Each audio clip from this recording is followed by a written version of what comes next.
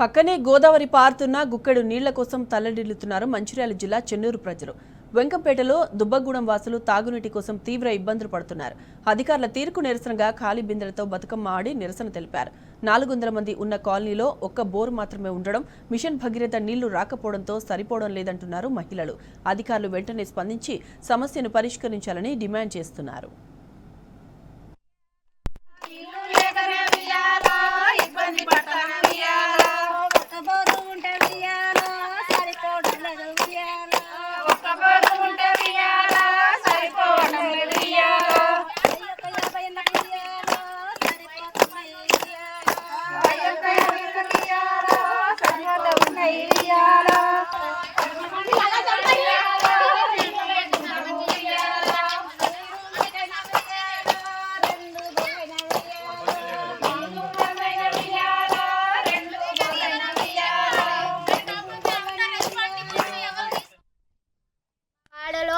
సుమారుగా 400 మంది ఉన్నాం.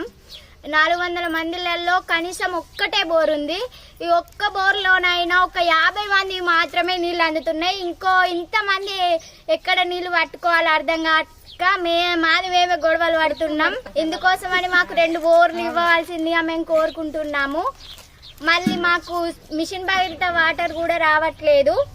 అవి ఉన్నాయని బోర్లు శాంక్షన్ చేస్తలేరు. మాకు నీళ్లు రావటం లేదు. గోదావరి ఉంది, ఇప్పుడు మిషన్ భగీరథ ఉంది. మిషన్ భగీరథ నీళ్లు కూడా రావటం లేదు.